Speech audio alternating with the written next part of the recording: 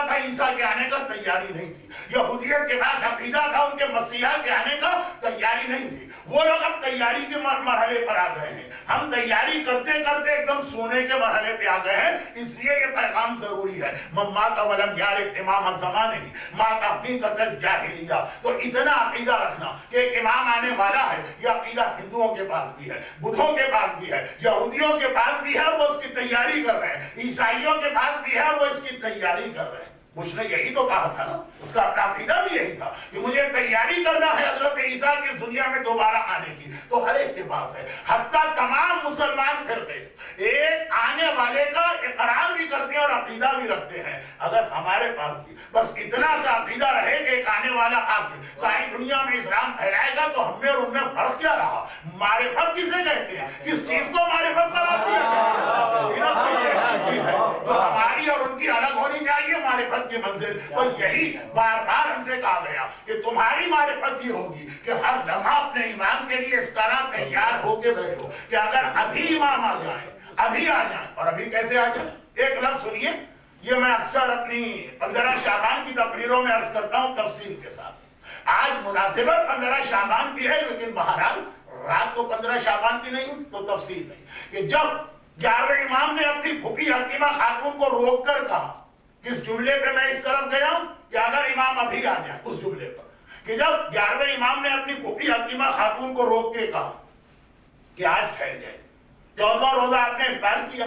پہلی شعبان سے لے کے 14 شعبان تک ہر رات کو حکیمہ خاتون سورج ڈوبتے ہی اپنے بھتیجے 11ویں امام کے گھر آ جاتی.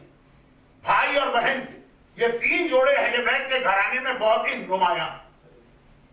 حسین اور زینب کو تو ہر آدمی جانتا، کسی حد تک 8ویں امام اور معصومہ قوم کو بھی لوگ جانتے ہیں. لیکن 10ویں امام اور ان کی بہن حکیمہ خاتون جو ایک درجے معصومہ قوم اور 8ویں امام کے رشتے سے بھی زیادہ اہم رشتہ اس لیے بن گئے کہ 8ویں امام کسی مرحلے پر بھی اپنی بہن کو اپنا جانشین یا اپنا نمائندہ نہیں بنایا تھا. وہ بھائی اور بہن کی محبت. مگر کربلا میں حسین نے زینب کو اپنا نائب بنایا تھا، اور 10ویں امام نے حکیمہ خاتون کو اپنا نائب بنایا تھا، اور 11ویں امام نے اپنی پھوپھی کو اپنا نائب بنایا تھا، اور 12ویں امام نے اپنی دادی کو اپنا نائب بنایا تھا.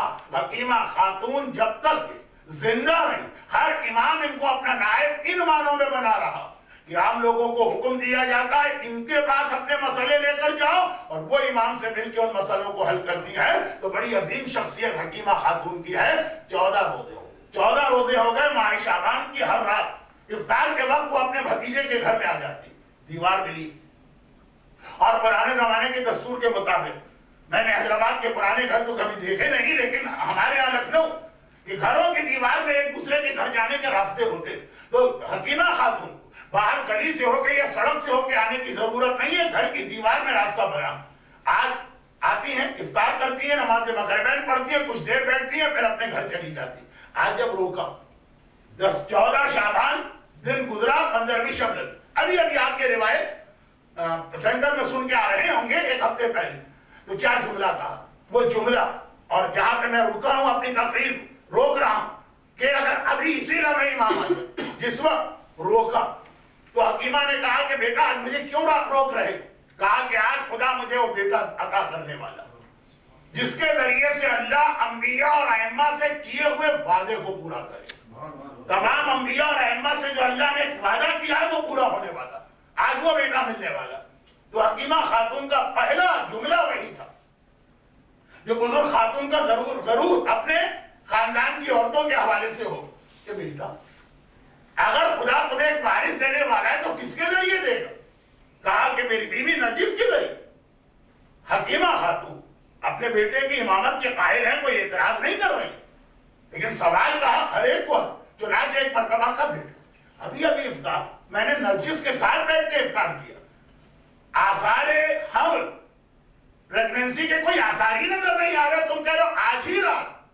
آج رات کا مطلب تو یہ ہوا کہ پورا حمل مکمل ہوا، کیونکہ سب سے مختصر جو حمل ہمارے ہاں کتابوں میں ہے وہ آقا حسین اور جناب یحییٰ نبی کا کہ 6 مہینے کی پریگننسی تھی اور اس کے بعد ولادت. تو 6 مہینے کی پریگننسی کم از کم خاندان کی بزرگ عورت کو نظر آ جاتی. 11ویں امام نے مسکرا کے کہا کہ اے میری پھوپھی، جو میں نے کہا وہ بھی اپنی جگہ صحیح ہے، جو آپ کہہ رہی ہیں وہ بھی اپنی جگہ صحیح ہے.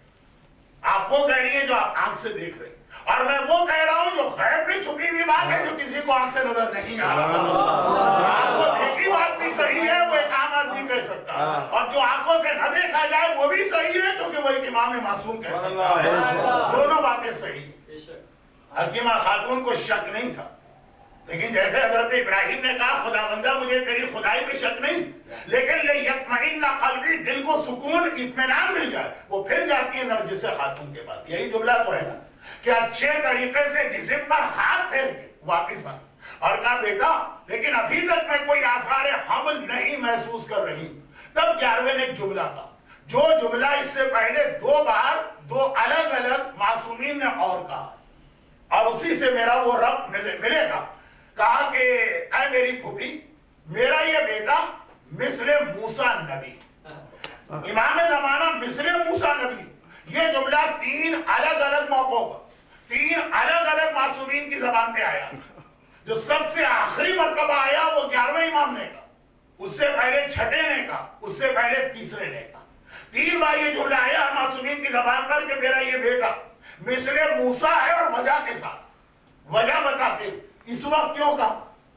حکیمہ خاتون سے ان کا بھتیجا ہمارا 11واں امام امام برحق کہہ رہا، پھوپھی میرا یہ بیٹا مثل موسیٰ نبی. گھبرا کی حکیمہ نے پوچھا بیٹا کیا مطلب؟ کہا جس طرح فرعون جب وہ بیٹوں کو قتل کر رہا تھا بنی اسرائیل کے، تو اللہ نے جناب موسیٰ کی والدہ پورا حمل 9 مہینے کا ملا، مگر اس طرح سے کہ خود ماں تک کو آخری لمحے تک پتا نہ چلا کہ میرے گھر میں بیٹے کی ولادت ہونے والی ہے. حمل کو چھپایا، جیسے موسیٰ کے حمل کو ان کی ماں تک سے چھپایا گیا، اسی طرح سے یہ میرا بیٹا بھی ہے کہ آخری لمحے تک کسی کو پتا نہ چلے گا، حتیٰ ان کی ماں کو بھی پتا نہ چلے گا. نرجس خاتون کو فجر کی اذان سے 5 منٹ پہلے تک پتا نہ تھا کہ میں حاملہ ہوں اور میرے یہاں بیٹا پیدا ہونے والا. تو یہ تو بات تھوڑی سی اس لیے آ گئی کہ جشن ولادت، تھوڑا سا ولادت کا بیان لے کے. اب آئیے، یہ 11ویں نے تو آخری مرتبہ، ان سے پہلے 6ٹھے نے. یہ مماتا ولم یارف امام زمانہ کی تشریح، اور اس سے پہلے آقا حسین نے کہا جو حسینیوں سے پیغام. 6ٹھے امام نے ایک مرتبہ کہا کہ میرا وارث و فرزند مثل موسیٰ نبی. کس حوالے سے؟ اس حوالے سے نہیں کہ اس کا عمل چھپے گا. یہ اس زمانے کے لوگوں کو بتانے کی ضرورت ہی نہیں جو 6ٹھے امام کے زمانے میں، ابھی تو 125 سال باقی. لیکن سامنے بیٹھے ہوئے لوگوں نے فوراً پوچھا مولا یہ آپ کا بیٹا مثل موسیٰ نبی کس حوالے سے؟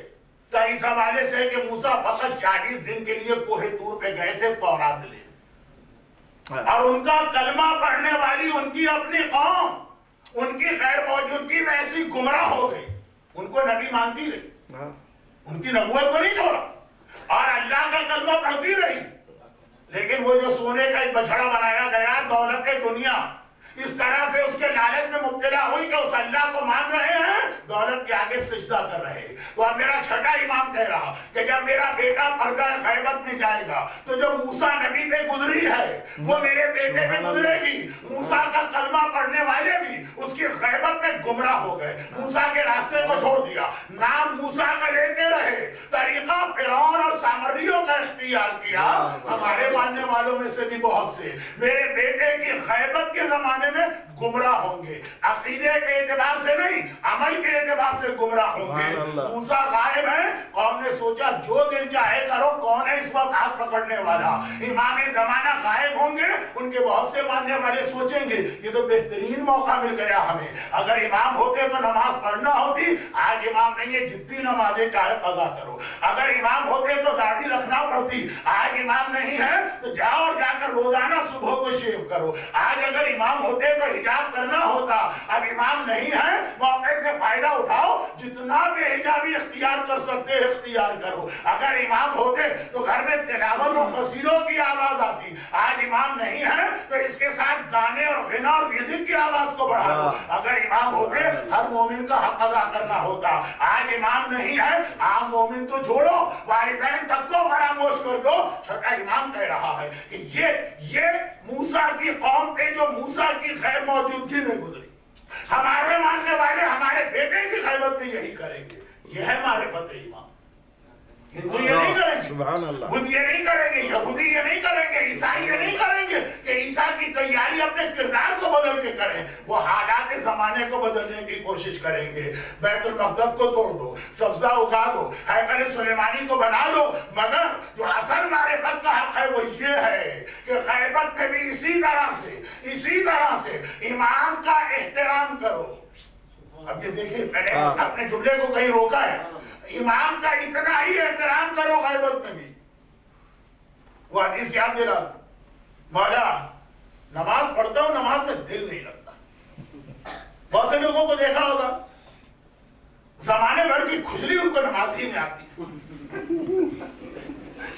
बहुत से लोगों को आपने देखा होगा कि पूरे साल की जमाइयां वो नमाज ही में उनकी अदा होती है, खास तौर पर अगर जमात की नमाज। रावी ने कहा मौला नमाज में दिल नहीं लगता। इमाम ने कहा तो फिर इस तरह नमाज पढ़ो कि ये समझो जैसे अल्लाह तुम्हारे सामने, तुम अल्लाह को देख रहे हो। पूरा जिस्म का उठा रावी, आपने तो जुमले को समझाई नहीं है, आपने जुमले की गहराई में नहीं गए। सुभान अल्लाह, सुभान अल्लाह। का खुतबा घर जाके देख लीजिएगा। तकरीर लंबी हो गई, आप कहेंगे मौलाना आप घर जाने दें,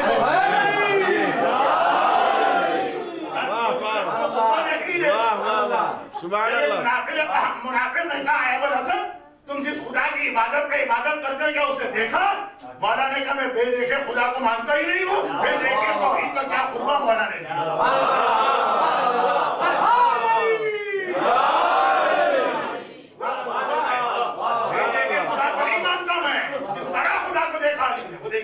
लेकिन ये इमाम की शान है, हम और आप इस मंजिल पे नहीं पहुंच सकते। रावी का जिस्म कांप उठा जब इमाम ने कहा ये समझो जैसे तुम खुदा को देख रहे हो। जिस्म कांप उठा, कहा मौला ये मेरे लिए कैसे मुमकिन है? इमाम ने कहा फिर कम अज कम इतना समझो कि तुम नमाज पढ़ रहे हो, खुदा तुम्हें देख रहा है। तो जब ये समझोगे कैसी नमाज होगी? यही जुमला मेरा मारिफत इमाम इसका नाम नहीं है कि तलवार घर में रख ली। मारिफत इमाम इसका नाम नहीं है कि यहूदियों की तरह जहां जहां जगहों के बारे में आया वहां सब्जा होगा, आपने सब्जा होगा दी। मारिफत इमाम इसका नाम नहीं कि आपने मसलन ईसाइयों की तरह से हैकल सुलेमानी बना लिया। मारिफत इमाम कॉस्मेटिक तब्दीलियों का नाम नहीं है।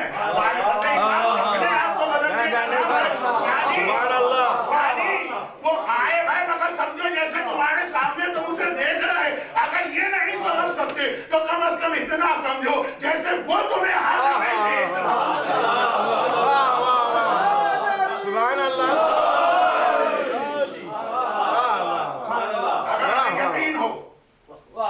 इमाम यहाँ तशरीफ फरमा और हमें देख रहे हैं। अगर वाकई ज़बान से हर आदमी कहे मैं भी कहूँ, लेकिन वाकई अगर दिल में ये यकीन कामिल हो, खाली इस महफिल की बात नहीं, इसमें तो हमें यकीन रोजाना की बात हो रही है। क्या हमारे घरों में वही तौर तरीके जारी